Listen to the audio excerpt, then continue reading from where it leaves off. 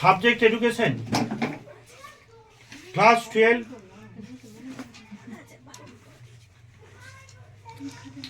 দ্বিতীয় অধ্যায় যেটা শিখন কৌশল থেকে এমসিকিউ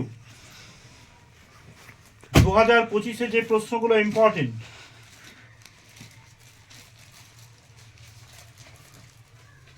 প্রাচীন অনুবর্তন হলো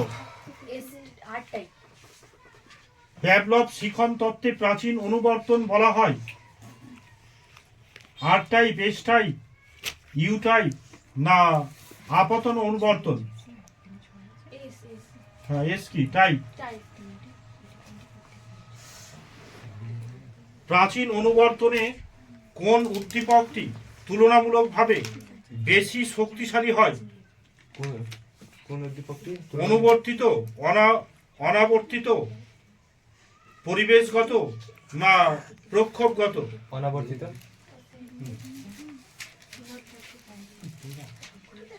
স্কিনার তত্ত্বটি কি নামে পরিচিত? প্রাচীন অনুবর্ত, মধ্য অনুবর্ত, আধুনিক অনুবর্ত, অপারেন্ট অনুবর্ত? স্কিনার তত্ত্ব প্রাচীন অনুবর্তন না, অপারেন্ট অনুবর্তন। অপারেন্ট অনুবর্তন তত্ত্বের প্রবর্তক কে?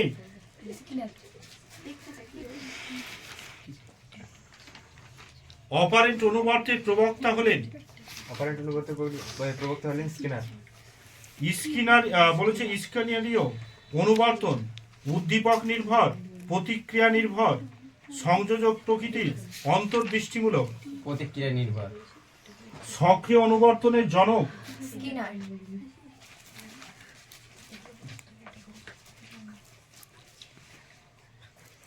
প্রচেষ্টা এবং ভুল শিখনের প্রবক্তা হলেন জোরে টাইম কার্ভ, লেখচিত্র ব্যবহার করা হয় থর্নডাইকের ভুল ও প্রচেষ্টার শিখন তত্ত্বে। অনুশীলন সূত্র নিম্নলিখিত কোন তত্ত্বটির সাথে সম্পর্কযুক্ত? ভুল ও প্রচেষ্টা। টাইপ করতে গিয়ে ভুলের সংখ্যা ক্রমশ কমে যাওয়া হলো প্রচেষ্টা ভুলের মাধ্যমে শিখন, স্মরণ, বুদ্ধিমত্তার বিকাশ কোনটি নয়? প্রচেষ্টা ও ভুলের মাধ্যমে শিখন। শিখন তত্ত্বের ক্ষেত্রে থর্নডাইক ড্যাশটি মুখ্য সূত্রের উল্লেখ করেছেন?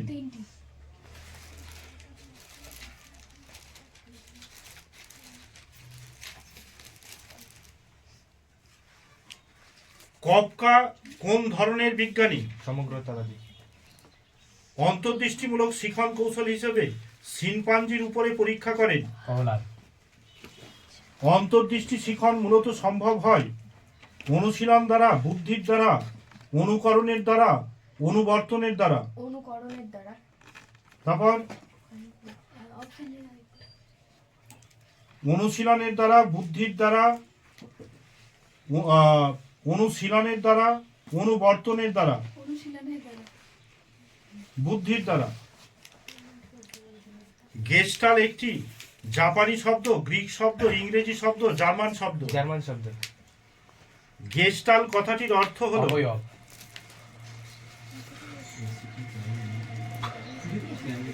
এবার হচ্ছে 2 অধ্যায় থেকে এসে প্রশ্ন যেগুলো ইম্পর্টেন্ট 2025-এ।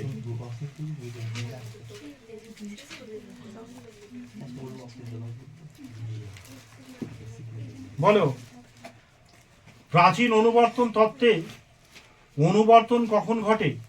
প্রাচীন অনুবর্তন তত্ত্বে শক্তিশালী উদ্দীপক দীর্ঘ অনুপস্থিত থাকলে এই অনুবর্তন অনুপস্থিতি থাকলে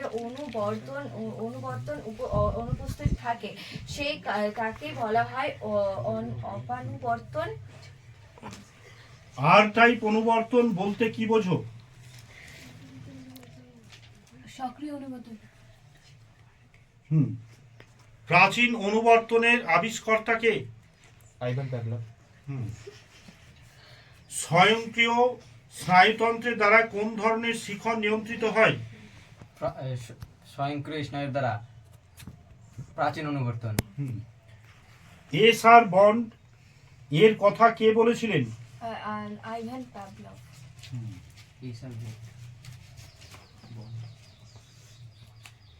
স্কিনার বাক্স কি? হচ্ছে যে স্কিনার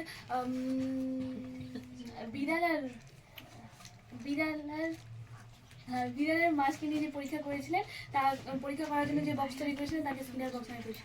সক্রিয় অনুবর্তনের অপর নাম কি? কিসের সক্রিয় অনুবর্তনের? হ্যাঁ, অপর নাম। সক্রিয় অনুবর্তনের অপর নাম হলো রেসপন্ডেন্ট। যান্ত্রিক অনুবর্তন। অপারেন্ট কাকে বলে? অপারেন্ট অনুবর্তন যে অনুবর্তন প্রক্রিয়া ফল উৎপাদনের জন্য অর্থাৎ নির্দিষ্ট উদ্দীপকের মাধ্যমে অনুবর্তন ক্রিয়াটি সম্পন্ন হয় তাকে বলা হয় অপারেন্ট অনুবর্তন।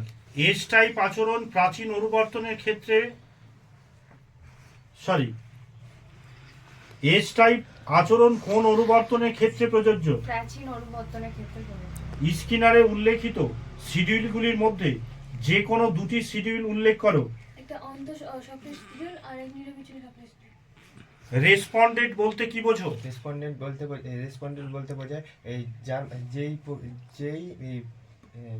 যে উদ্দীপক মানে প্রাণীর আচরণ নির্দিষ্ট উদ্দীপকের পরিপ্রেক্ষিতে সৃষ্টি হবে তাকে বলা হয় রেসপন্ডেন্ট আচরণ।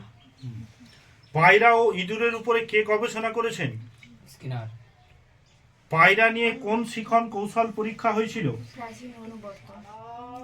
সক্রিয় অনুবর্তন তত্ত্বের প্রবক্তা কে? স্কিনার।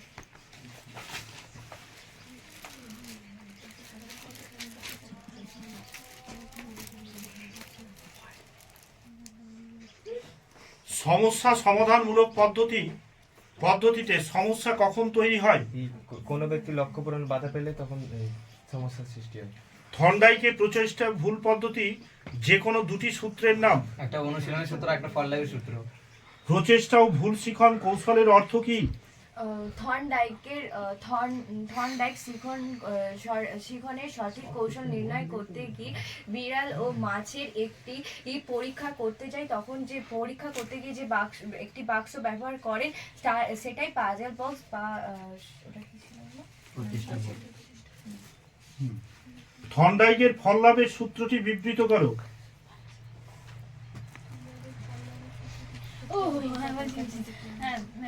থর্নডাইকের ফললাভের সূত্রটি কোনো ব্যক্তির কাছে যদি তৃপ্তিকরক হয় তার কাছে সেটি মূলত হয়, যদি আবার ওই বিষয়টি যদি অন্য ব্যক্তির কাছে বিরক্তকর হয় তার সেটি অস্বীকার।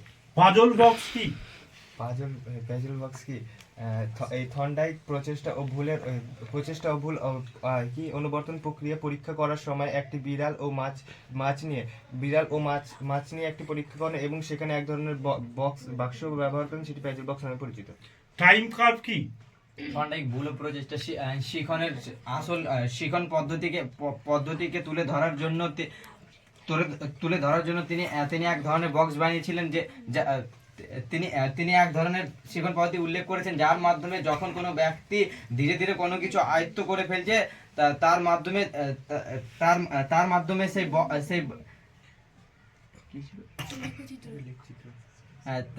যখন কোনো ব্যক্তি অনুশীলনের মাধ্যমে কোনো কিছু আয়ত্ত করে ফেলছে তখন তার মাধ্যমে ধীরে ধীরে লেখচিত্রটি কমে যাচ্ছে।